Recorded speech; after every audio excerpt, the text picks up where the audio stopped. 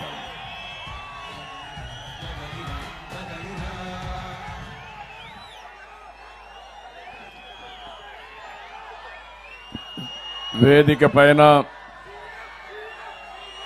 వేదిక ముందర కూడా పెద్ద ఎత్తున ఈ కార్యక్రమానికి హాజరైనటువంటి తెలుగుదేశం జనసేన నాయకులకి కార్యకర్తలకి అందరికీ పేరు పేరున మనస్ఫూర్తిగా నమస్కారాలు. అదే మరి నేను సింహపురికి వచ్చినప్పుడు మీ ఉత్సాహం చూస్తా ఉంటే, మీ అభిమానం చూస్తా నా జీవితంలో ఎప్పుడూ మర్చిపోలేను, అంత అభిమానం చూపించారు. అలాంటి ప్రజానీకానికి మంచి ఎండ కూడా లెక్క పెట్టుకోకుండా మా ఆడబిడ్డలైతే పెద్ద ఎత్తున వచ్చారు. వారందరికీ పేరు పేరున మనస్ఫూర్తిగా నమస్కారాలు. నెల్లూరు అనగానే మనకు గుర్తొచ్చేది అమరజీవి పొట్టి శ్రీరాములు గారు. తెలుగు జాతి కోసం త్యాగం చేశాడు. ఒక రాష్ట్రం రావాలని నిరవధిక నిరాహార దీక్ష చేసి ప్రాణాలు అర్పించినటువంటి అమరజీవి పొట్టి శ్రీరాములు. మొట్టమొదటిసారిగా ఆయనకు నివాళులు అర్పించి ఒకసారి గుర్తు చేసుకొని ముందుకు పోదాం.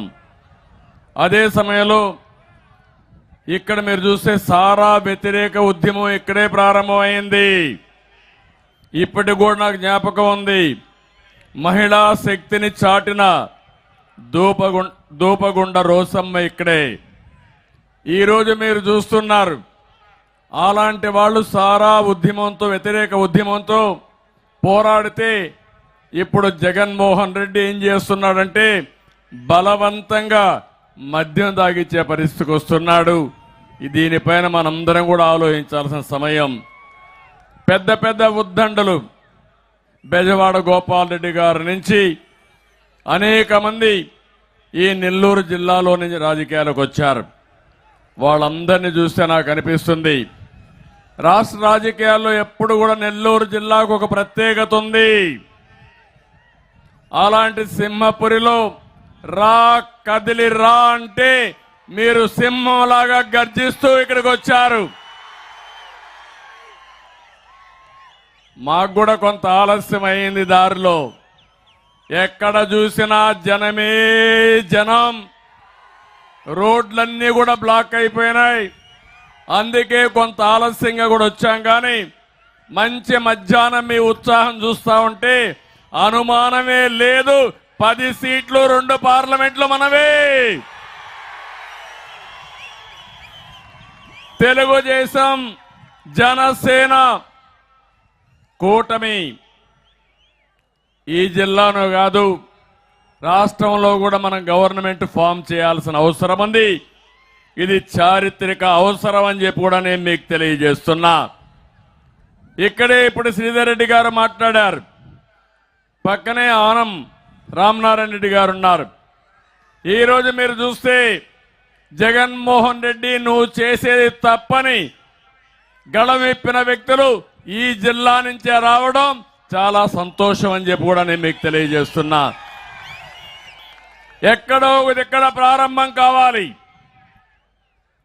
ఒక నిరంకుశ పాలనకి మనమందరం కూడా అర్థం చేసే పరిస్థితి రావాల్సిన అవసరం ఉంది.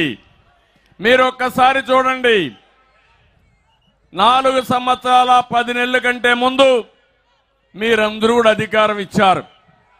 బుగ్గలు నిమిరారు, తల మీద చేయి పెట్టాడు, ఐస్ అయిపోయారు. మీరందరూ ఓట్లేశారు. నేను అడుగుతున్నా ఇక్కడుండే మిమ్మల్ని అందరినీ, మీ జీవితాల్లో మార్పు వచ్చిందా అని మిమ్మల్ని అడుగుతున్నా. ఎవరైనా బాగుపడ్డారా అని మిమ్మల్ని అడుగుతున్నా. అందరం బాధితులమే. ఈరోజే మీరు చూశారు గల్లా జయదేవ్. మనం పరిశ్రమలు తెస్తే అమర్ రాజా బ్యాటరీ పైన దాడి చేసి ఇక్కడి నుంచి వేరే రాష్ట్రాలకు పారిపోయి ఒక రాజకీయ కుటుంబం ప్రస్తుతానికి రాజకీయాలు వద్దని విరమించుకున్నారంటే మీరందరూ అర్థం చేసుకోవాల్సిన అవసరం ఉంది. వేదిక పైన ఉండే వాళ్ళందరం కూడా బాధితులమే. ఈ రోజే నేను చూశాను మాచర్ల నియోజకవర్గంలో ఒక మత్స్య కార్మికుడు కేసులు పెట్టి వేధిస్తా ఉంటే పోలీసులు పిలిపించి ఎక్కడికక్కడ టార్చర్ చేస్తా ఉంటే భరించలేకుండా ఆత్మహత్య చేసుకున్నాడు. అంటే పోలీసుల టార్చర్ని, వేధింపుల్ని భరించలేక, వాళ్ళు కొట్టే దెబ్బలు భరించలేక ప్రాణం ఒకటేసారి తీసుకుందామని బలవంతపు మరణం చేసుకున్నారంటే అసలు ఈ రాష్ట్రంలో ప్రభుత్వం ఉందా తమ్ముళ్ళు అని మిమ్మల్ని అడుగుతున్నా. మీరొక్క విషయం గుర్తుపెట్టుకోవాలి, ఆంధ్రప్రదేశ్లో ఉండే ప్రజానీకం చాలా తెలివైన వాళ్ళు. ఒక్కొక్కసారి మోసపోతా ఉంటాం. అదే జరిగింది ఈరోజు. నేను ఒకటే నిన్న కూడా చూశాను, చెప్పిన తప్పు చెప్పకుండా అబద్ధాలు చెప్పి మళ్ళీ మోసం చేయాలనుకుంటున్నాడు. నేను ఒకటే మీకు హామీ ఇస్తున్నా, మీకు నాకు ఒక బాధ్యత ఉంది. నేను ఏమీ చేయలేదని మాట్లాడుతున్నాడు జగన్మోహన్ రెడ్డి. నువ్వు పుట్టక మునుపటి నుంచి నేను రాజకీయాలు చేస్తున్నా, ఆ విషయం నువ్వు గుర్తుపెట్టుకో. నువ్వు చెప్పకర మీ నాన్న అడుగు కల్లో, మీ నాన్నే చెప్తాడు ఏం చేశానని. ఈరోజు ఒక హైదరాబాద్ నగరం భారతదేశంలోనే ఒక బ్రహ్మాండమైన నగరంగా ఉందంటే ఎవరేశారు ఫౌండేషన్ మిమ్మల్ని అడుగుతున్నా. అక్కడ ప్రతి ఒక్క నాయకుడు కూడా, తర్వాత రాజశేఖర రెడ్డి కానీ తర్వాత వచ్చిన నలుగురు ముఖ్యమంత్రులు నేను వేసినటువంటి ఫౌండేషన్ కొనసాగిస్తున్నారు. దాని ఫలితాలు వస్తున్నాయి. ఆ రాష్ట్రంలో ఉండే ప్రజానీకానికి న్యాయం జరుగుతా ఉంది. నేనేం చేశామని అడుగుతున్నారు వైఎస్ఆర్ కాంగ్రెస్ నాయకులు, చోటా మోటా నాయకులంతా. నేనేం చేశానో మీ ఊర్లోకి వెళ్ళి ప్రపంచం నలుమూలలు ఉండే ఐటీ ప్రొఫెషనల్స్ అడగండి, నేను ఏం చేశానో వాళ్లే చెప్తారు మీకు సమాధానం. ఒక రాజకీయ పార్టీ, ఒక నాయకుడు మనం చేసిన దానివల్ల మంచి ఫలితాలు వచ్చి ప్రజల జీవితాల్లో వెలుగొస్తే దానికంటే బాధ లేదు, దానికంటే ఆనందం ఉండదు. మొన్నే మీరు చూశారు, నాకు కష్టం వచ్చింది. ఒక ఆంధ్రప్రదేశే కాదు, వేరే రాష్ట్రాల్లో 80 దేశాల్లో నాకు సపోర్టుగా ముందుకొచ్చారంటే, నేను బ్రతికుండంగానే అందరూ నాకు సహకరించారంటే, నేను చేసిన పనులు నెమరు వేసుకున్నారంటే దానికంటే ఏం కావాలో తమ్ముళ్ళు అని మిమ్మల్ని అడుగుతున్నా. ఈరోజు నా ఆలోచన ఒకటి, ఈ రాష్ట్రం పూర్తిగా నష్టపోయింది. 5 సంవత్సరాలు మనం అందరం కూడా బాధితులమే. నేను ఒకటే ఆలోచించాను, విభజన జరిగింది, హైదరాబాద్ నగరం తెలంగాణకి వెళ్ళింది, మనం నష్టపోయాం. నేనే అభివృద్ధి చేశాను. మళ్ళీ దీన్ని ఒక పట్టుదలగా ఆంధ్రప్రదేశ్ రాష్ట్రాన్ని అభివృద్ధి చేసి దేశంలోనే నెంబర్ 1 రాష్ట్రంగా చేయాలని నేను కలలుగన్నా. ప్రణాళికలు తయారు చేశా. అదే అమరావతి, అదే పోలవరం నదుల అనుసంధానం, అదే పెట్టుబడులని తీసుకొచ్చాం. నేను అడుగుతున్న ఈ 5 సంవత్సరాల్లో బెదిరించి కబ్జాలు చేసి ఎక్కడికక్కడ తరిమేసే పరిస్థితికి వచ్చాడు. అందుకే నేను కూడా బాధితుడిని, అవునా కాదా అని మిమ్మల్ని అడుగుతున్నా. అందుకే ఒకే మాట చెప్తున్నా, మీరు ఎన్ని మాట్లాడినా మళ్ళా 5 కోట్ల ప్రజానీకానికి న్యాయం జరిగే విధంగా ఈ రాష్ట్రాన్ని, తెలుగు కమ్యూనిటీని ప్రపంచంలోనే నెంబర్ 1 స్థానంలో పెట్టే బాధ్యత నేను తీసుకుంటున్నాను. ఇంకో పక్క మీరు చూస్తే పేదరికం లేని సమాజం, పేదవాళ్ళను ఆర్థికంగా పైకి తీసుకొచ్చే అవకాశాలు మెండుగా ఉన్నాయి. ఎన్టీ రామారావు గారి కళ పేదరికం లేని సమాజం ఉండాలనేది. దాన్ని నిజం చేయడం, వాస్తవ రూపంలోకి తీసుకురావడం నా బాధ్యత. అందుకే చెప్తున్నా, అనునిత్యం నేను ఆలోచించేది పేదవాడి గురించి ఆలోచిస్తాను. మిమ్మల్ని ఆర్థికంగా పైకి తీసుకొచ్చే బాధ్యత తెలుగుదేశం పార్టీది, మాదని మరొక్కసారి మీ అందరికీ హామీ ఇస్తున్నా. కానీ ఈరోజు మనం ఒక్కసారి ఆలోచిస్తే ఒకటి రెండు కాదు, ఎక్కడ చూసినా విధ్వంసంతో, తుగ్లక్ విధానాలతో, సైకో ప్రవర్తనతో రాష్ట్రాన్ని అతలాకుతలం చేశారు. ఇష్టానుసారంగా చేసి ఇప్పుడు కూడా మళ్ళా బెదిరించే పరిస్థితికి వస్తున్నారు. అందుకే నేను మిమ్మల్ని ఒకటే కోరుతున్నా, రా కదిలి రా అనే పిలిపించాను. ఇది నా కోసరం కాదు, తెలుగుదేశం జనసేన పార్టీల కోసరం కాదు, మీ పిల్లల భవిష్యత్తు కోసరం, రాష్ట్ర భవిష్యత్తు కోసరం, 5 కోట్ల ప్రజల కోసరం. ఈ విషయం మీరందరూ గుర్తుపెట్టుకోమని మరొక్కసారి విజ్ఞప్తి చేస్తున్నా. అందుకే నిన్న సిద్ధం అనే మీటింగ్ పెట్టాడు. నువ్వు సిద్ధం మీటింగ్ ఏమో తెలియదు కానీ నువ్వు సిద్ధం అంటే నువ్వు టికెట్లు ఇచ్చిన వాళ్ళందరూ పారిపోతున్నారు. మాకు మీ టికెట్ వద్దు బాబు అని పారిపోతున్నారు. అవునా కాదా అని మిమ్మల్ని అడుగుతున్నా. అందుకే నేను పిలిపిస్తున్నా, వైఎస్ఆర్ కాంగ్రెస్ పార్టీలో ఉండే నాయకులు, ఆ పార్టీలో ఉండే కార్యకర్తలు ఈ రాష్ట్ర ప్రయోజనాల కోసం, 5 కోట్ల భవిష్యత్తు కోసం వారికి పిలిపిస్తున్నా, రా కదిలి రండి, ఇది మనందరి బాధ్యత, ఈ రాష్ట్రాన్ని బాగు చేద్దామని వారికి కూడా పిలిపిస్తున్నాను. మీరు కూడా రమ్మని గట్టిగా చప్పట్లు కొట్టి వారిని కూడా బాధ్యత గుర్తు చేయమని కోరుతున్నా. నేను అడుగుతున్న, ఏ వర్గమైన ఆనందంగా ఉన్నారా తమ్ముళ్ళు? ఇప్పటికి కూడా మీరు ఒకసారి చూస్తే, ఉదాహరణ కొన్ని చెప్తున్నా, ఏ రైతైనా ఆనందంగా ఉన్నాడా? 5 సంవత్సరాల్లో చితికిపోయాడా లేదా రైతు? ధాన్యం కొనే పరిస్థితిలో ఉన్నారా వీళ్ళు? కడాన ధాన్యం కొనుగోళ్లు కూడా కమిషన్లు. వీళ్ళు మనుషులా రాక్షసులా నాకైతే అర్థం కావడం లేదు. అక్వా రంగం కుదేలైపోయింది, అవునా కాదా అని మిమ్మల్ని అడుగుతున్నా. మళ్ళీ హామీ ఇస్తున్నా, అక్వా రంగాన్ని బాగు చేసే బాధ్యత తెలుగుదేశం జనసేన తీసుకుంటామని మరొక్కసారి హామీ ఇస్తున్నా. వీళ్లే కాదు, నేనేం చేశాను అడిగారు. ఒకటే చెప్తున్నాను, 1,50,000 రూపాయలు రుణమాఫీ చేసి ఒకేసారి 50,000 రూపాయలు రుణమాఫీ చేసిన పార్టీ తెలుగుదేశం పార్టీ, తెలుగుదేశం ప్రభుత్వం. నువ్వేమిచ్చావు? 7,500, మొత్తం కలిపితే 37,500. గిట్టుబాటు ధర లేదు, సబ్సిడీలు లేవు, వ్యవసాయ శాఖ ఎత్తేశారు. దేశంలో ఎక్కువ అప్పుండే రైతాంగం ఆంధ్రప్రదేశ్లో ఉన్నారు. ఎక్కువ ఆత్మహత్యలు చేసుకునే రైతాంగం, కౌలు రైతులు మన రాష్ట్రంలో ఉన్నారు. దీనికి సమాధానం చెప్పమంటున్నా. ఎదురు దాడి చేయడం కాదు, ధైర్యం అంటే సమాధానం చెప్పండి.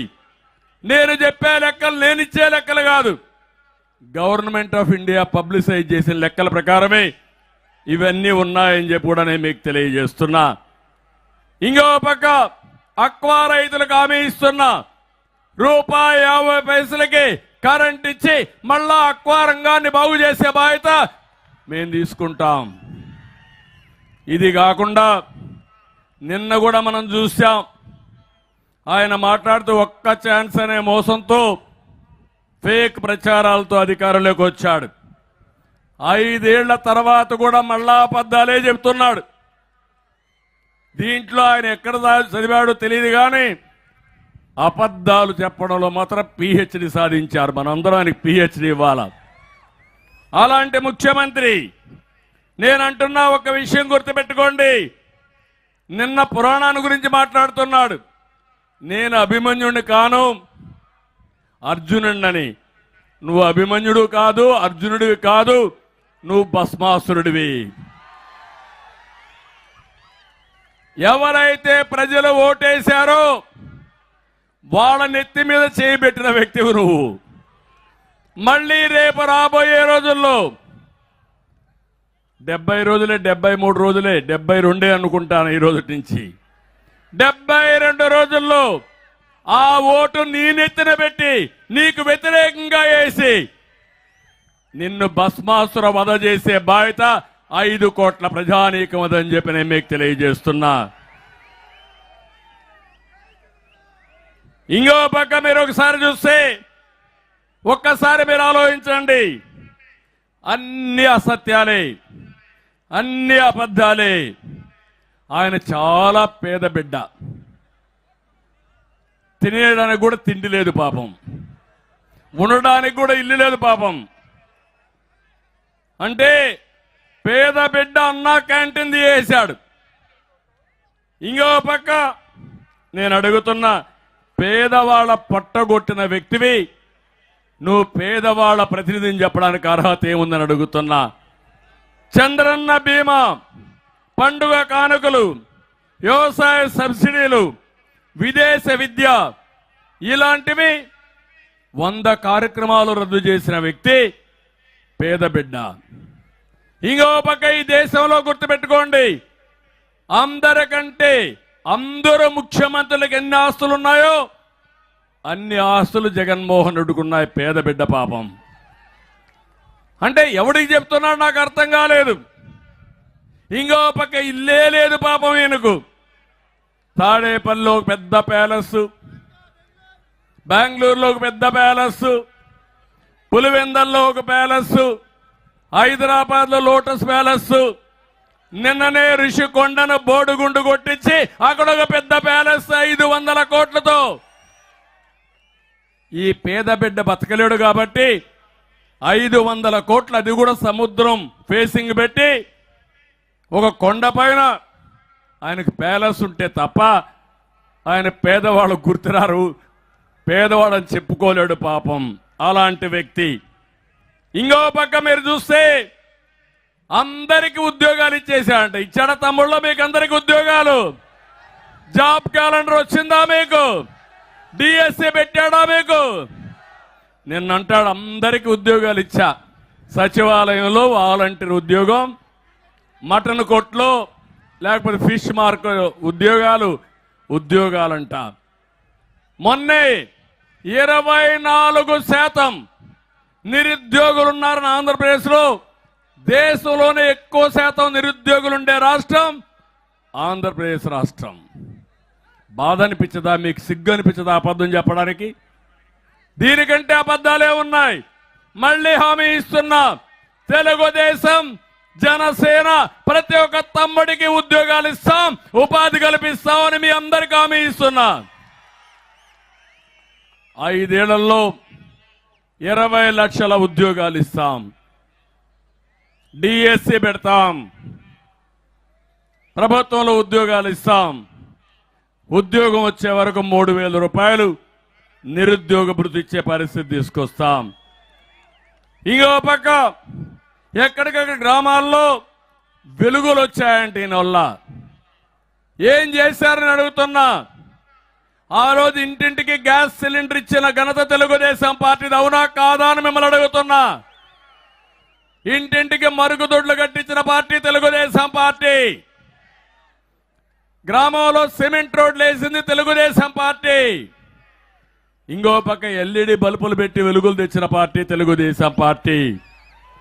కడాన చెత్త నుంచి కాంపోస్ట్ తయారు చేయడానికి షెడ్లు కట్టి ఆ కార్యక్రమం చేసి అన్నిది చేశారు. 5 ఏళ్లలో గ్రామాల్లో ఒక పని చేశారా అని మిమ్మల్ని అడుగుతున్నా. సర్పంచులకి, స్థానిక సంస్థలకి అధికారాలు తీసేసిన వ్యక్తి ఈ జగన్మోహన్ రెడ్డి. వాళ్ళకి ఇచ్చే డబ్బులు కూడా కొట్టేశాడు. కడాన వాళ్ళకి అధికారాలు లేవు. మళ్ళీ నేను ఒకటి హామీ ఇచ్చాను, స్థానిక సంస్థలకు అధికారాలు ఇస్తాం, వాళ్ళని గౌరవిస్తామని చెప్పి మరొకసారి మీ అందరికీ హామీ ఇస్తున్నా. ఇంకో పక్క రైతులు గోను సంచులు కూడా ఇవ్వలేడు కానీ ఇప్పుడు రైతు భరోసా అని మాట్లాడతాడు. సొంత బ్రాండ్లతో మద్యం పేరుతో మీ రక్తాన్ని తాగే వ్యక్తి ముఖ్యమంత్రి. నేను అడుగుతున్న తమ్ముళ్ళు, తెలుగుదేశం పార్టీ హయాంలో 60 రూపాయలు క్వార్టర్ బాటిల్, ఇప్పుడు ఎంత? 200 రూపాయలు. ఇప్పుడు అవునా కాదా? ఆ రోజు నాణ్యమైన మద్యం ఉంది, ఈరోజు నాసిరకం మద్యం. ఒక బాటిల్ వేసుకుంటే కిక్కెక్కదు, రెండో బాటిల్ వేసుకుంటే జోబీ ఖాళీ అయిపోతుంది. ఆ తర్వాత పాపం వాళ్ళు తాగితే తప్ప ఉండలేరు. ముఖ్యమంత్రి తాడేపల్లి కొంపకు డబ్బులు వస్తే తప్ప సాయంత్రానికి బతకలేడు.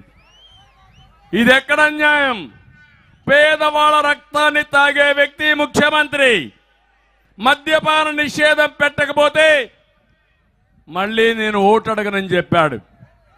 నిన్న అంటున్నాడు మళ్ళీ నేను అన్ని చేసేశాను, 99% చేశారని మాట్లాడతాడు. ఇంకో పక్క 9 సార్లు కరెంటు ఛార్జీలు పెంచారా లేదా అని మిమ్మల్ని అడుగుతున్నా. 56,000 కోట్ల రూపాయలు కరెంటు ఛార్జీలు పెంచాడు. చట్టమే లేని దిశ, చట్టం పేరు చెప్పి మహిళలకు రక్షణ ఇస్తున్నా అని చెప్పి మాట్లాడతారు. అసలు చట్టమే లేదు, అలాంటి దిశ చట్టం అడ్డం చెప్పి మాట్లాడే పరిస్థితికి వచ్చాడు. బీసీ, ఎస్సీ, ఎస్టీ, మైనారిటీకి నేను అడుగుతున్నా, మీకేమైనా ₹1 ఇచ్చాడా? ప్రత్యేకంగా ఏమైనా చేశాడా? ఇక్కడ ఈ జిల్లాలో యానాదులు ఉన్నారు. నేనే ఆ రోజు యానాదుల కోసం ఐటీడీఏ పెట్టి వాళ్ళని ఆర్థికంగా పైకి తేవడానికి నేను ముందుకు పోయాను. కనీసం ₹1 ఇచ్చాడా అని అడుగుతున్నా. వాళ్ళు నష్టపోయే పరిస్థితికి వచ్చారు. అందుకే ఈ జగన్ మోహన్ రెడ్డి మీ బిడ్డ కాదు, ఈ రాష్ట్రానికి క్యాన్సర్ గడ్డ. అలాంటి క్యాన్సర్ గడ్డను ఆపరేషన్ చేయాలనా లేదా అని మిమ్మల్ని అడుగుతున్నా.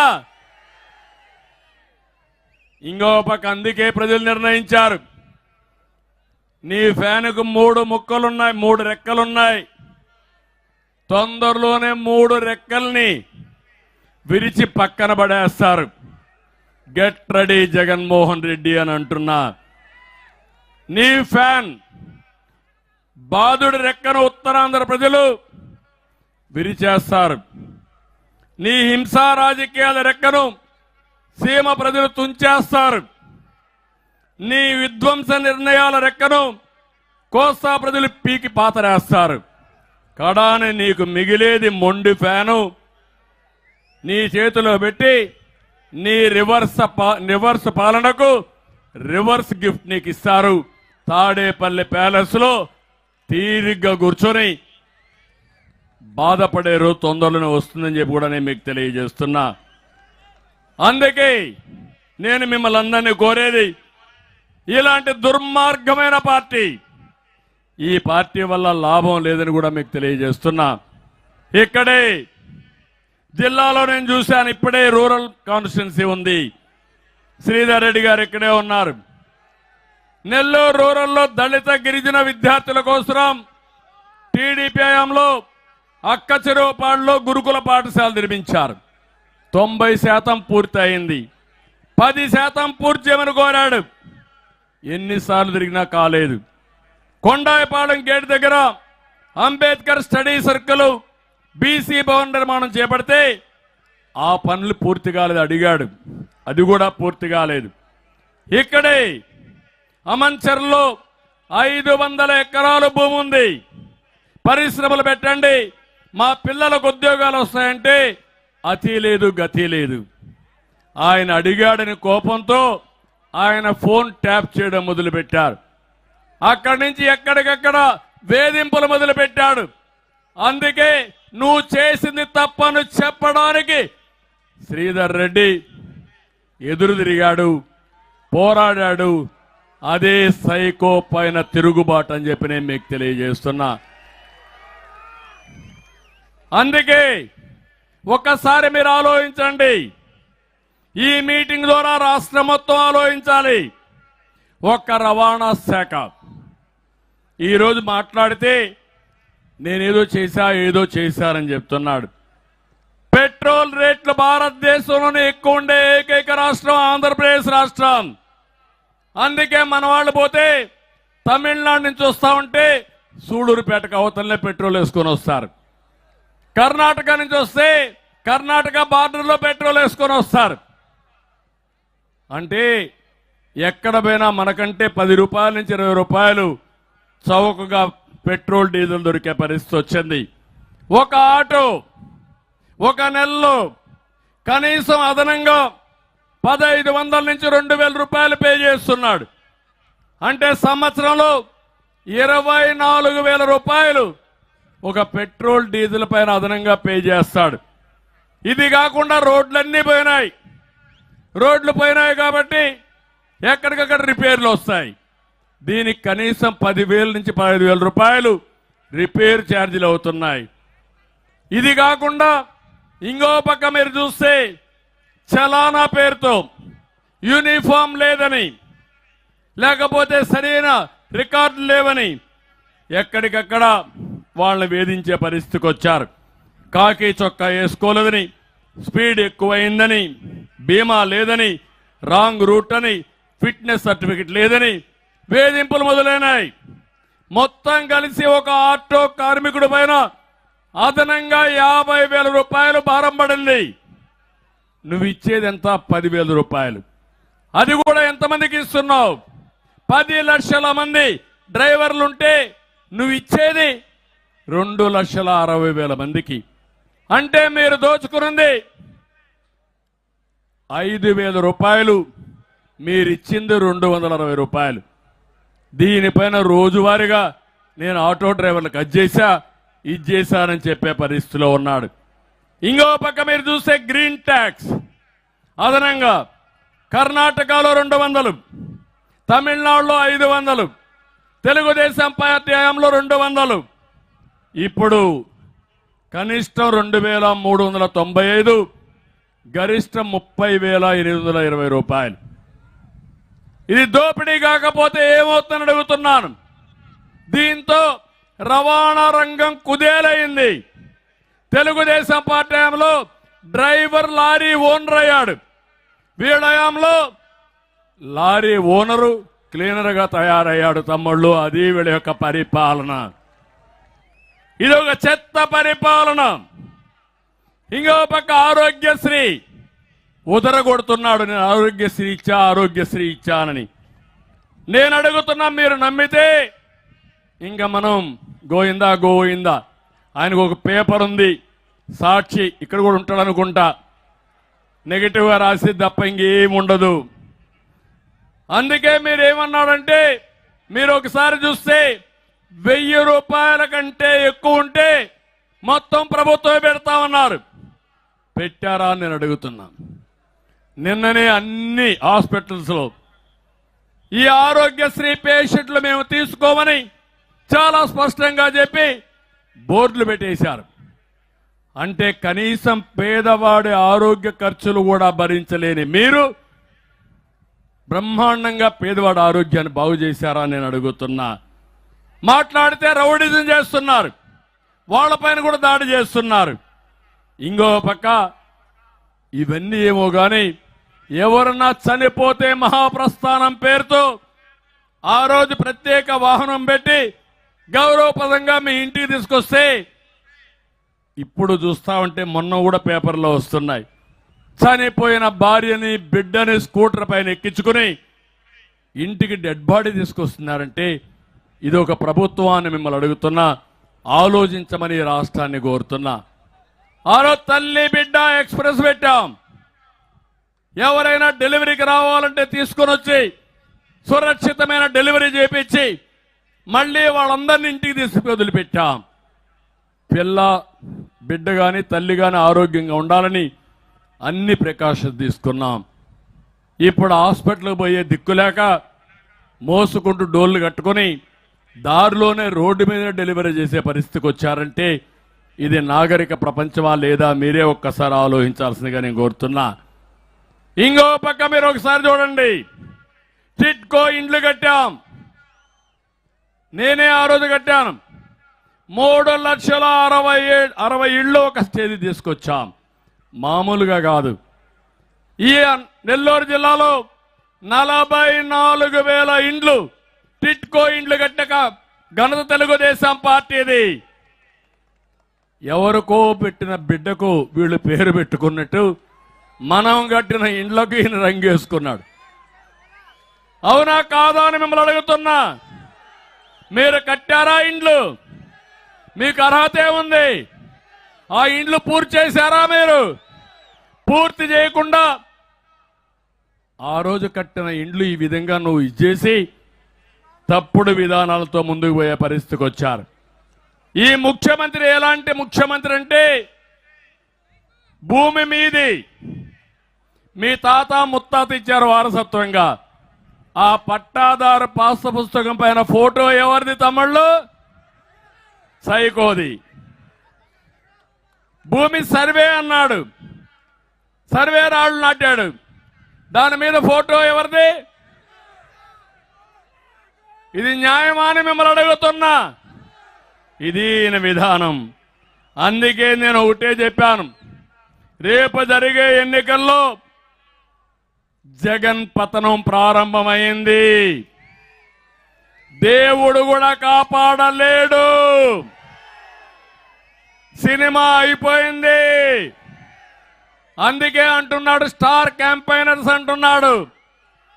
ఈయన ద్వారా బాధపడిన ప్రతి ఒక్క వ్యక్తి స్టార్ క్యాంపైనరే. ఈరోజు నిద్రలేసి ఆ సాక్షి పేపర్ చదవద్దండి, పనికి మాలిన పేపర్ అది. అసత్యాలు తప్ప ఏమి ఉండవు దాంట్లో. కానీ ఇతను మాత్రం నాకేమీ లేదు, నాకేమీ లేదు, పేపర్ లేదు, టీవీ లేదు, అందరూ నాకు వ్యతిరేకం అని మాట్లాడే పరిస్థితిలో ఉన్నాడు. నేను ఒకటే చెప్తున్నా, జగన్ ఓడించడానికి ప్రతి నిరుద్యోగి ఒక స్టార్ క్యాంపైనరే. ఎండిన ప్రతి ఒక్క ఎకరం, మండిన ప్రతి రైతు గుండె రేపు ఎన్నికల్లో స్టార్ క్యాంపైనర్స్ గా పనిచేస్తారు. పన్నుల బాధలకు గురైన ప్రతి ఒక్క పేదవాడు నా స్టార్ క్యాంపైనరే. నాణ్యత లేని మద్యంతో ప్రాణాలు పోగొట్టుకున్న ప్రతి ఒక్క కుటుంబం తెలుగుదేశం పార్టీకి, ప్రజాస్వామ్య పరిరక్షణకు స్టార్ క్యాంపైనర్స్ అని చెప్పి నేను మీకు తెలియజేస్తున్నా. రేపు జరిగే ఎన్నికల్లో 5 కోట్ల ప్రజలు కూడా స్టార్ క్యాంపైనర్స్ గా తయారు చేసి వైఎస్ఆర్ కాంగ్రెస్ పార్టీని భూస్థాపితం చేస్తామని శపథం చేయాల్సిన అవసరం ఉంది. ఇక్కడికి వస్తే ఎమ్మెల్యేలు మీరందరూ చూస్తున్నారు. ఇక్కడ మా అజీజ్ కానీ, పక్కనుండే శ్రీనివాసరెడ్డి కానీ, వీళ్ళంతా ఏ విధంగా పోరాడారో మీరే చూశారు. ఇక్కడ ఒక ఎమ్మెల్యే ఉన్నాడు, అనిల్ కుమార్. అభివృద్ధి నిల్లు, మాటలు ఫుల్లు. ఇతని గురించి చెప్పాలంటే చాలా సమయం పడుతుంది. పోలవరం చర్చ వస్తే 1% 0.5% అంటాడు. పోలవరం ఎప్పుడు పూర్తి చేస్తామంటే బుల్లెట్ దిగుతుందంటాడు. నీటి పారుదల గురించి తెలియని నోటి పారుదల నేత అయిన మన కర్మ. అందుకే ఈయన చూశాం, తొడలు కొడతాడు, మీసం మెలేస్తాడు, పిచ్చి పిచ్చిగా మాట్లాడతాడు, గావు కాకలు పెడతాడు. కానీ అభివృద్ధి అడిగితే నోరు కూడా తెరవలేడు. ఈయన ఒక పెద్ద ఎమ్మెల్యే. అందుకే మీరు ఒకసారి చూస్తే ఇప్పుడు దొంతాలి వద్ద బినామీల పేర్లతో రంజీవ్ అజంతా పేరు మీద 100 కోట్ల విలువ చేసే ఆస్తి 50 ఎకరాలు కొట్టేశాడు. నాయుడుపేటలో బినామీ పేర్లతో 58 ఎకరాలు కొట్టేశాడు. ఇస్కాన్ సిటీలో బినామీ పేర్లతో 87 ఎకరాలు కొట్టేశాడు. ఇవన్నీ చూసుకున్న తర్వాత ఇక్కడ ప్రజలు చీకొడతా ఉంటే ముఖ్యమంత్రి ఇతనికి సీటు లేదని చీటించేశాడు. ఇక్కడి నుంచి ఎక్కడికో పంపిస్తాడంటే ఎక్కడికి పంపిస్తాడు? ఇంకా గాల్లో ఉన్నాడు ఈయన. ఆయన మాట్లాడుతున్నాడు ఈరోజు. అందుకే నేను ఒకటే చెప్తున్నా, మీ అవినీతి చాలా భయంకరంగా తయారైంది. అలాంటి ఎమ్మెల్యే ఈయన. ఇంకొక ఆయన ఉన్నాడు కావల్లో. ఆ కావలి ఎమ్మెల్యే అయితే ఎంత చెప్పినా తక్కువే అవుతుంది. అతనికి కావలికి పట్టిన చెద, పేరు చెప్పేది కూడా నాకు ఇష్టం లేదు. ఇతను అరాచకాలకు ఒక బ్రాండ్ అంబాసిడర్. లేఅవుట్ వేస్తే కప్పం కట్టాలి, ఇల్లు కడితే కమిషన్ ఇవ్వాలి, షాపు పెట్టుకుంటే వసూలు చేస్తాడు. 30 ఏళ్ల క్రితం బీహార్లో ఎట్టుందో అలాంటి డకాయిటితనం. ఇలాంటి నీచుడు ఎక్కడా ఉండడు. కప్పరాల తిప్పలు బీసీ గురుకుల పాఠశాలకు చెందిన 4 ఎకరాలు భూ కబ్జా చేశాడు. ఇంకో పక్కన కావలి రూరల్ దగదర్తిలో గ్రావెల్ ఇల్లీగల్ అక్రమాలు. దళితుడైన కరుణాకర్ పైన ఆయన సాగు చేసుకున్నటువంటి చేపల చెరువు కొట్టేసి దిక్కులేక ఆత్మహత్య చేసుకుంటే అతన్ని కుటుంబాన్ని ఆదుకున్న పార్టీ తెలుగుదేశం పార్టీ అని చెప్పి నేను మీకు తెలియజేస్తున్నా. ఇలాంటి చాలా చేశారు. ఇంకో పక్క ఇక్కడే కోవూరులో నల్లపరెడ్డి చెడబుట్టాడు. డైలీ, వీక్లీ, మంత్లీ ఇన్స్టాల్మెంట్స్ మామూళ్ళు. శాండు ఒకటి కాదు తమ్ముళ్ళు, గోవా నుంచి పాండిచ్చేరి నుంచి బ్రాందీ కూడా ఇక్కడికి వస్తా ఉంది. లేఅవుట్ వేయాలన్న కమిషనే, శాండ్లో కూడా దోపిడీని. కడాన వాళ్ళ తమ్ముడే చెప్తున్నాడు ఈయనకి మాత్రం సీట్ ఇవ్వద్దండని. వాళ్లే చెప్పే పరిస్థితికి వచ్చారు. ఆత్మకూరులో పేరుకి విక్రమ్ బంధువులందరినీ పెట్టి కాంట్రాక్టులు, ఇసుక దందాలు, లేఅవుట్లన్నీ చేస్తున్నాడు, మైనింగ్ డీల్స్ చేస్తున్నాడు. ఆయన ఒక ఎమ్మెల్యే. కందుకూర్ నన్ను పవన్ కళ్యాణ్ తిట్టలేదు, నీకు సీటు కట్టు, ఇప్పుడు సీటే ఇవ్వడం లేదు అంటే ఎమ్మెల్యేకు ఉండవలసిన గుణగణాలు పేదవాళ్ళకు సేవ చేయడం కాదు. ఏం కావాలి? బూతులు తిడితే అలాంటి బూతుల రత్నకు ఎమ్మెల్యే, బూతుల సామ్రాట్కి ఎంపీ, ఇంకా ఎక్కువ తిడితే అతను నట సామ్రాట్ కింద పెట్టి అతనికి మంత్రి. ఏం తమ్ముడు న్యాయమా ఇదని మిమ్మల్ని అడుగుతున్నా. అంటే మనం ఉండేది వీళ్ళ దగ్గర బూతులు పడడానికి కానీ మిమ్మల్ని అడుగుతున్నా. ఇలాంటి వాళ్ళు రాజకీయానికి అర్హులు అని మిమ్మల్ని అడుగుతున్నా. కానీ మీకోసం నేను పడుతున్నా, లేకపోతే వీళ్ళ కథ తేల్చేవాడిని.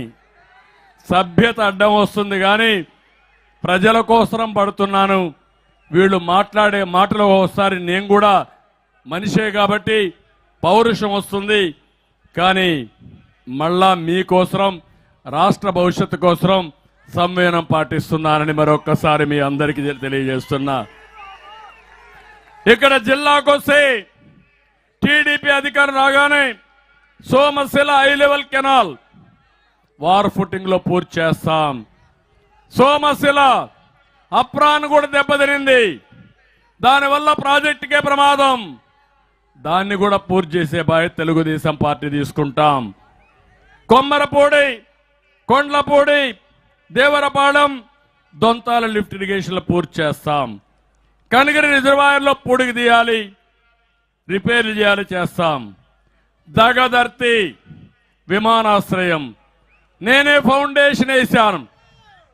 నెల్లూరు, తిరుపతి, చెన్నై ట్రై సిటీగా ఈ 3 నగరాలు ఏర్పాటు చేసి ఒక పక్క 3 విమానాశ్రయాలు, ఇంకో పక్క కృష్ణపట్నం పోర్ట్, ఇవన్నీ పెట్టి అనుసంధానం చేసి మన పిల్లలు వేరే ప్రాంతాలకు పోకుండా వేరే ప్రాంతం యొక్క పిల్లలు ఇక్కడికి వచ్చి ఉద్యోగాలు చేయాలనేది నా కళ.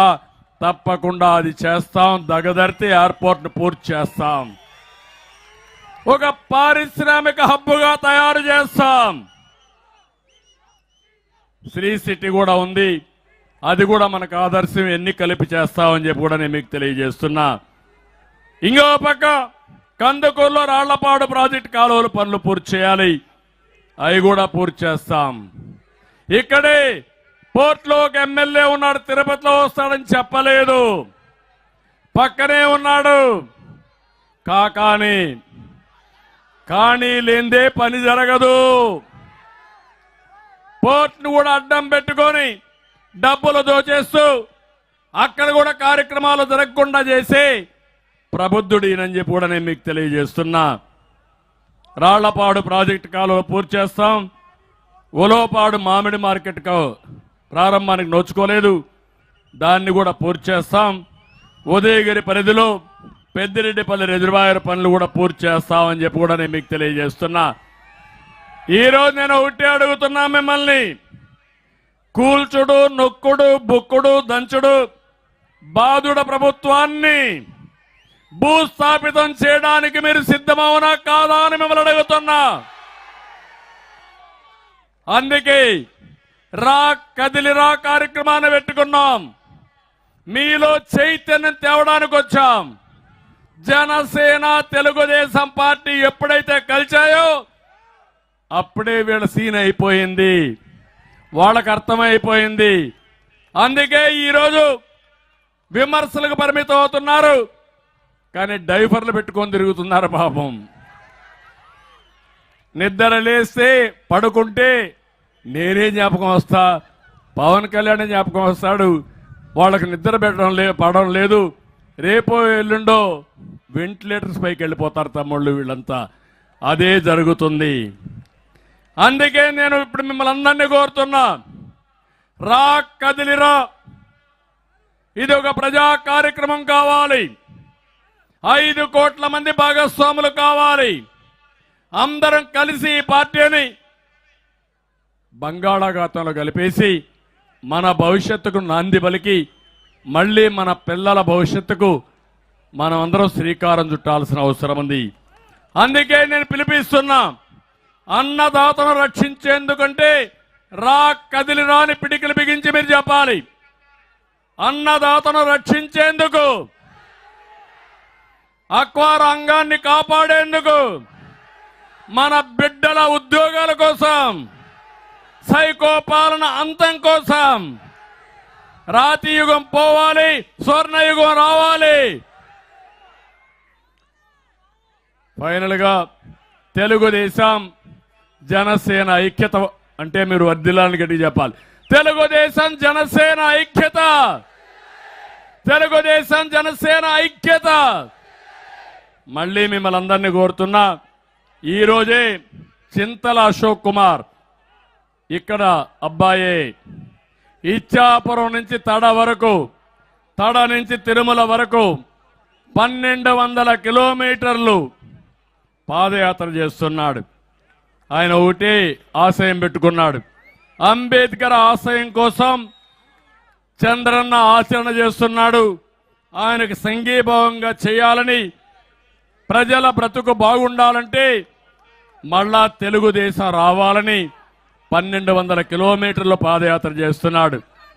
దానికి నేను ఆయన్ని మనస్ఫూర్తిగా అభినందిస్తూ, మీరందరూ కూడా రేపటి నుంచి 72 రోజులు తెలుగుదేశం జనసేన అభ్యర్థుల గెలుపు కోసం పనిచేయండి, సైకిల్ ఎక్కండి.